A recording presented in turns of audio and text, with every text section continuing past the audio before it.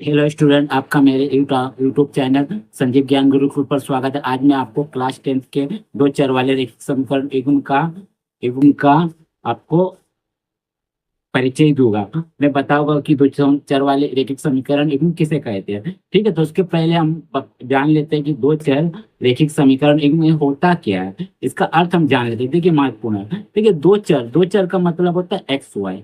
ठीक है, रैखिक रैखिक रैखिक रैखिक रैखिक रैखिक का मतलब होता है चर का घात यानी पावर एक हो, उसे हम लोग रैखिक कहते हैं। समीकरण समीकरण जैसे X plus Y minus five बराबर जीरो, 2x + 3y + 10 बराबर जीरो, ये होता है समीकरण एक।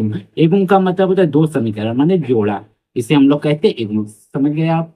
चलिए, आप क्वेश्चन नंबर 1 क्या कह रहा है, दो चर वाले रैखिक समीकरण एगुण किसे कहते हैं। तो देखिए, ऐसे दो समीकरण जिसे ax + by + c बराबर जीरो के रूप में व्यक्त कर या लिख सकते हैं।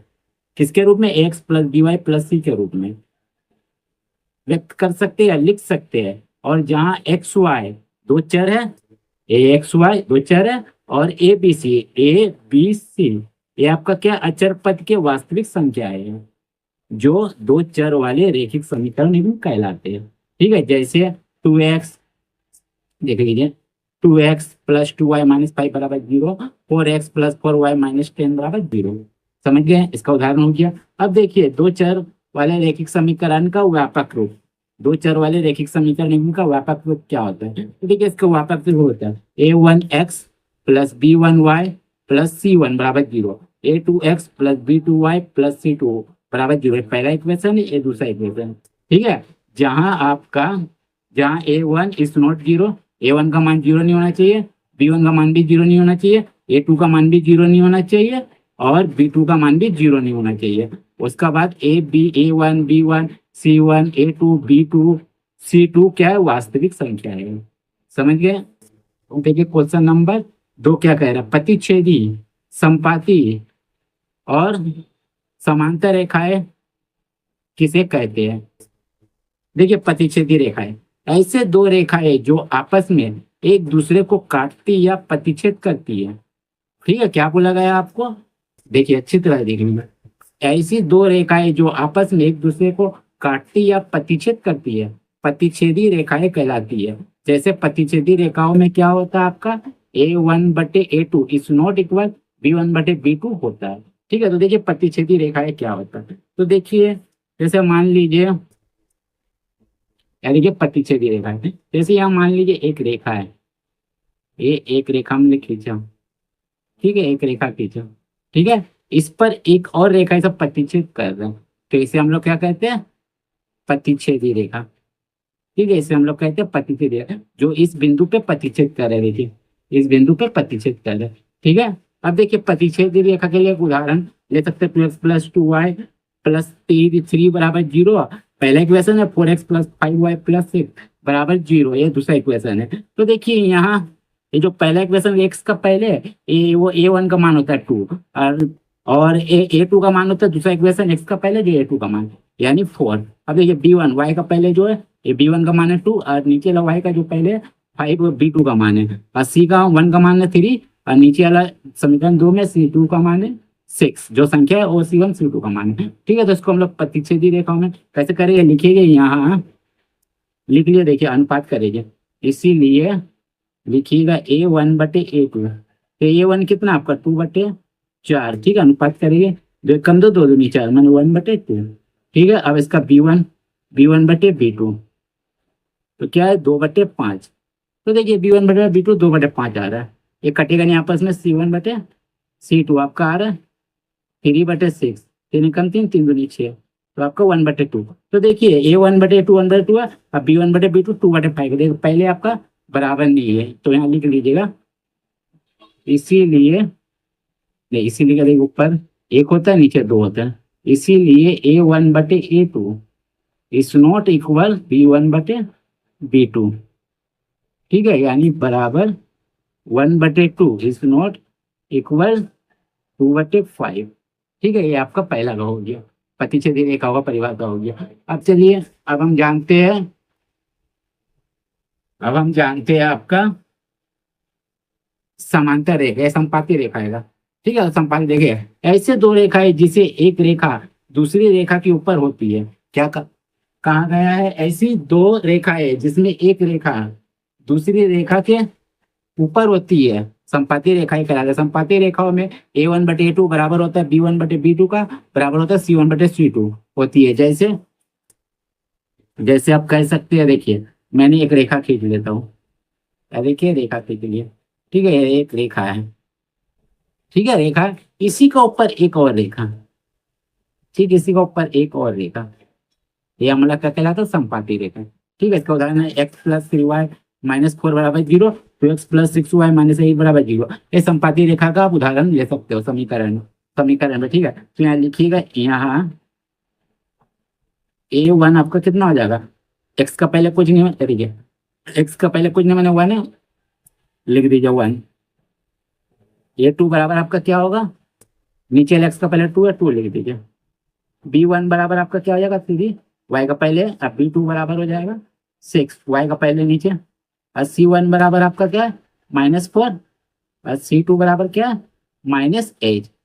ठीक है, तो इसे मैं ये करता हूँ, अनुपात करता हूँ, इसीलिए A1/A2, तो A1 कितना है 1/2, ठीक है, फिर B1/B2, B1 कितना है 3/6, कट के आ जाएगा 3 एकम 3, 3 दूनी 6, ठीक है, और C1/C2 कितना आपका -4/-8, माइनस माइनस कैंसल, ठीक है, और 4 एकम 4, 4 दूनी 8, यानी 1/2। तो देखिए A1/2 1/2 है, B1/B2 1/2 है, C1/C2 भी 1/2 है, तो लिख दीजिए, इसीलिए A1/A2 बराबर B1/B2 बराबर C1/C2। ठीक है, 1/2 बराबर 1/2 बराबर 1/2। ठीक है, यहाँ पर देखिए कंडीशन आ गया, देखिए इस कंडीशन गई है। ठीक है, अब देखिए समांतर रेखा है,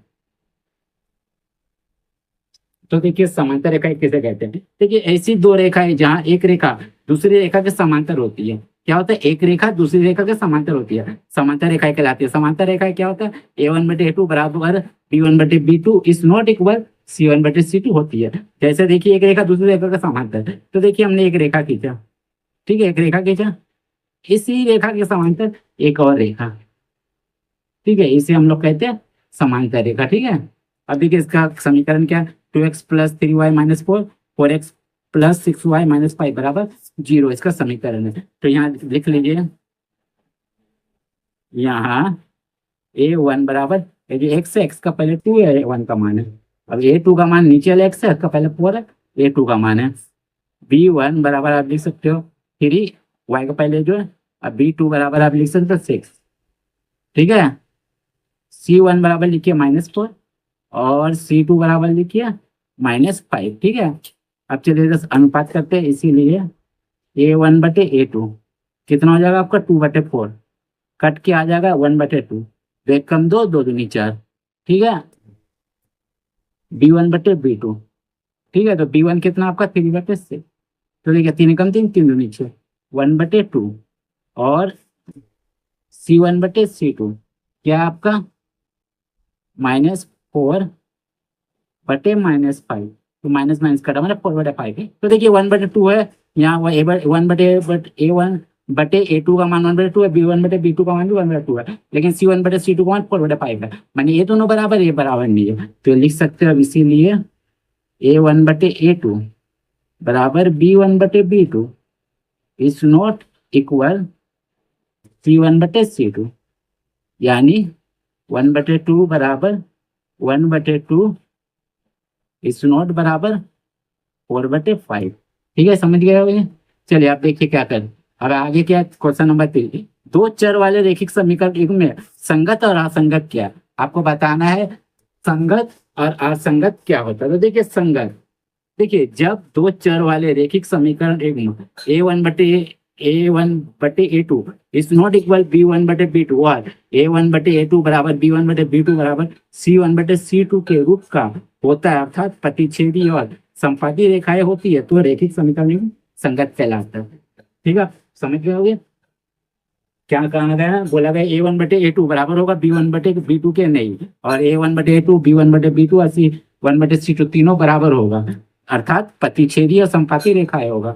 तो क्या होगा आपका रैखिक समीकरण का होगा संगत कहलाएगा। तो देखिए इसका उदाहरण क्या आपका 2x + 2y + 3 4x + 5y + 3 x + 3y - 4 2x + 6y - 8 बराबर 0। तो देखिए कैसे, देखिए 2 × 1 = 2, 2 दूनी 4, देखिए 2 × 1 = देख कटेगा नहीं, 2 और 5 नहीं कटेगा, ठीक है। तो देखिए 1/2 और 2/5, तो इस कंडीशन में आ गया बराबर नहीं है, ये इसके बराबर नहीं, A1/A2 B1/B2 बराबर नहीं इस कंडीशन में। अब देखिए यहाँ कुछ नहीं, मैंने 1 है, 1/2 देखिए 3 × 1 = 3, 3 दूनी 6, 1/2 आया, देखिए 4 × 1 = 4, 4 दूनी 8, देखिए माइनस माइनस कट गया, तो 1/2 3 है, देखिए 1/2 1/2 1/2, तो इस कंडीशन में आ गया A1/A2 बराबर B1/B2 बराबर C1/C2। तो ये आपका हो गया, ठीक है उदाहरण। चलिए अब आगे असंगत। तो देखिए असंगत, देखिए असंगत, असंगत जब दो चर वाले रैखिक समीकरण A1/A2 बराबर B1/B2 is not equal C1/C2 के रूप का होता है, अर्थात रेखाएं समांतर होती है, तो रैखिक समीकरण एवं असंगत कहलाती है, ठीक है।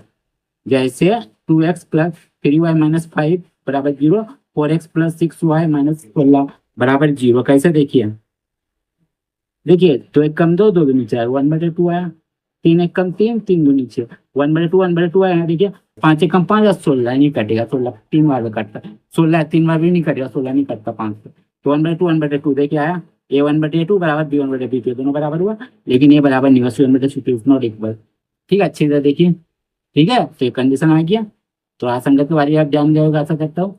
चलिए आप चलिए क्वेश्चन नंबर 4, ठीक है। दो चर वाले रैखिक समीकरण बनाने की कितनी विधियां हैं, ठीक है। बोला गया दो चर वाले रैखिक समीकरण बनाने की कितनी विधियां, तो देखिए उत्तर, दो चर वाले रैखिक समीकरण बनाने की निम्नलिखित दो विधियां हैं। पहला होता है ग्राफी विधि, दूसरा होता है बीजगणितीय विधि, ठीक है बीजगणितीय विधि। तो देखिए ग्राफी विधि क्या होता है, ग्राफी विधि के अंतर्गत चरों x y का 2 या 3 मान निकालते हैं।